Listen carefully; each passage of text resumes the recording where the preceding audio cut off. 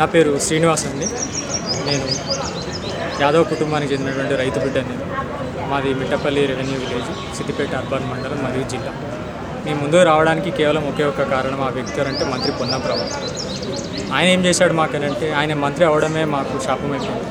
మేము కలలో కూడా కలలేదు ఇట్లాంటి దుస్థితి మాకు మీ ముందుకు వచ్చి చెప్పుకునే పరిస్థితి వస్తుంది. సిద్దిపేట ఆనుకునే మాకు 8 ఎకరాల 30 గుంటల వ్యవసాయ భూమి ఉంది. అది అనువంశికంగా వచ్చినటువంటి భూమి.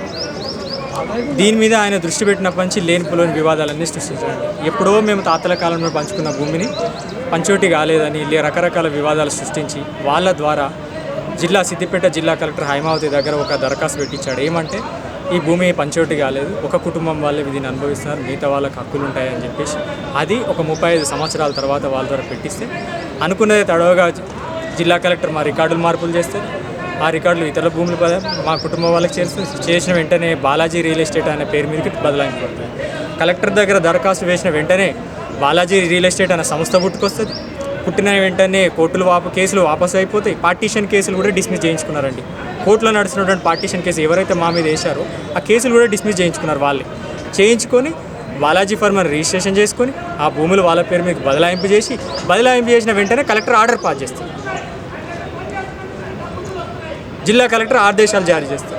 ఇవన్నీ కేవలం సాక్ష్యాల మీద, సర్వేల మీద జరగలేదండి. కేవలం ఏసీ గదిలో కూర్చొని ఏసీల రికమెండేషన్ల ఆధారంగా ఎవరి నియమాల నిబంధనలు పక్కకు పెట్టి కుటుంబ పంచవటిని ఒక న్యాయస్థానాలు తేల్చాల్సినటువంటి పనులు ఆమె చేసేసింది.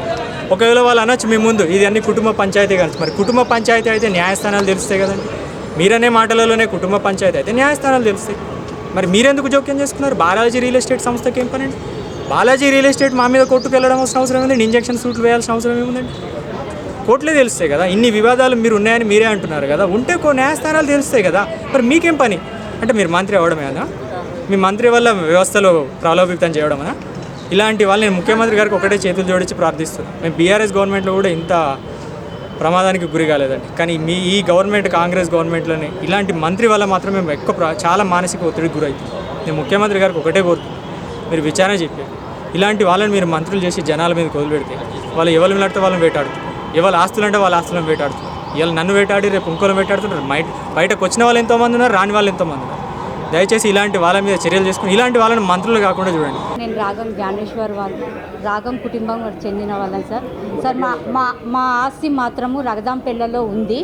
అది మా తాతగారు సంపాదించింది సార్. మా తాతగారి నుంచి మా నాన్నగారికి వచ్చింది, మా నాన్నగారి నుంచి మాకు వచ్చింది సార్. వాళ్ళ పిల్లలమైన మాకు వచ్చింది. మాకు వస్తే మాకు కష్టాలు ఉన్నాయని చెప్పి మేము ఎన్నోసార్లు ఆయనను విచారించినాము, ఎన్నోసార్లు అడిగినాము. తను ఒప్పుకోలేదు. ఎన్నోసార్లు ఘర్షణ అయింది సార్. మాకు ఎప్పుడో మా నాన్నగారు ఉన్నప్పుడు మాకు 5 ఎకరాలు వచ్చినప్పుడు 2 ఎకరాలు మా పెళ్ళిళ్ళ కోసం 6 ఉన్నాం కదా సార్. మాకు అన్నదమ్ముల సపోర్ట్ లేదు కాబట్టి 2 ఎకరాలు అమ్ముకున్నాం సార్. ఇంకా 3 ఎకరాలు ఉంది. ఆ 3 ఎకరాలు ఇప్పుడు మేము అమ్ముకోవాల్సి వచ్చింది. ఈ అమ్ముకునే దాంట్లో ఎవ్వరూ లేరు సార్ బాధ్యులు.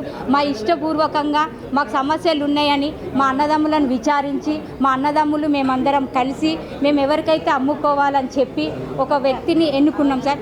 అది బాలాజీ ఇన్స్టిట్యూట్ ఎన్నుకున్నాము. ఈ అమ్మడానికి కారణం వల్ల కూడా ఈ మినిస్టర్ అయిన పొన్నం సార్ గురించి మాకు వాళ్ళ గురించి ఏమీ తెలియదు సార్. మా 4 కుటుంబాలు మా ఇష్టపూర్వకంగా బాలాజీ వాళ్ళకి అమ్ముకున్నాం సార్. దీంట్లో మాత్రము ఆ మినిస్టర్ గారి గురించి ఎలాంటి ఇన్ఫర్మేషన్ మాకు తెలియదు. తన సలహా మేము తీసుకోలేదు. ఆ సార్ వాళ్ళని మేము మీట్ కాలేదు, వాళ్ళు మాకు మీట్ కాలేదు. వాళ్ళు ఎవరో తెలియదు. మేము కేవలం టీవీలో వస్తున్నప్పుడే పలానా వ్యక్తి అని చూస్తాం సార్. ఈ జాగాకు మాత్రము ఆ సార్కు మాత్రము లింక్ ఎందుకు కలుపుతున్నారో మాకు తెలియదు సార్. ఎందుకంటే ఇప్పుడు జాగా రేటు పెరగడం వల్ల అప్పుడు గత కొన్ని ఏండ్ల కింద 2 ఎకరాలు అమ్ముకున్నప్పుడు సపోర్ట్ చేయని మా దాంట్లో శ్రీనివాస్ సారు ఇప్పుడు 3 ఎకరాలు బాలాజీ అనే వాళ్ళకు అమ్ముకుంటే వీళ్ళ పొన్నం వాళ్ళు ఉన్నారని ఎందుకు అంటున్నారు సార్? అది తప్పు ఇన్ఫర్మేషన్. మాకు ఆ కాలంలో మేము ఎలా అమ్ముకున్నామో ఇప్పుడు కూడా ధైర్యం చేసి ఇప్పుడు ఆ ఒక సమస్య మాకు ఏర్పడింది కాబట్టి మేము అమ్ముకున్నాం. దానికి ఈ పొన్నం సార్ వాళ్ళు అనేది ఎందుకు వచ్చినారు? మేము ఇప్పుడు ఈ రాగం శ్రీనివాస్ ద్వారానే వింటున్నాం సార్. పొన్నం అనేది అంతవరకు కూడా ఆ సార్ గురించి మేము వినలేదు. టీవీలో చూడడం మాత్రమే. మా జాగకు ఎలాంటి సంబంధాలు పొన్నం సార్కి సంబంధం లేదు. దయచేసి ఒక్కటికి 10 సార్లు చెప్తున్నాను. మేము ఇది ఒక్కటే మా రాగం తరపున 5 కుటుంబాలలో 1 కుటుంబం రగదంపల్లి ఇప్పుడు వచ్చి న్యూస్ ఎవరైతే ఇచ్చిండ్రో ఆయన పక్కన పెడితే 4 కుటుంబాలు ఒకటే ఏకతాటిగా ఉండి చెప్తున్నాం సార్, ఇలా పొన్నం సార్ సంబంధం లేనే లేదు. 4 కుటుంబాలు కలిసి మా ఇష్టపూర్వకంగా ఈ బాలాజీ అనే సమస్యకు మాత్రం మేము అమ్ముకున్నాము. ఇది వాస్తవం సార్. దయచేసి చెప్తున్నా, మినిస్టర్ వారి చేతులు ఎవరివి లేవిల్లా. మాకెందుకు సార్ వారి చుట్టాలా? మాకేమన్నా మాకు సమస్యలు ఉన్నాయి, మేము అమ్ముకున్నాము. అదే సిద్దిపేటలో మేము అమ్ముకున్నాము అంతే తప్ప కానీ 15 ఎకరాలు 10 గుంటలు అమ్మినాం సార్. మేము అమ్ముకున్నాం సార్. మేము 4 కుటుంబాలు కలిసి మేము అమ్ముకున్నాం. అది దాంట్లో మాత్రం సార్ మాత్రం ఏమీ లేదు.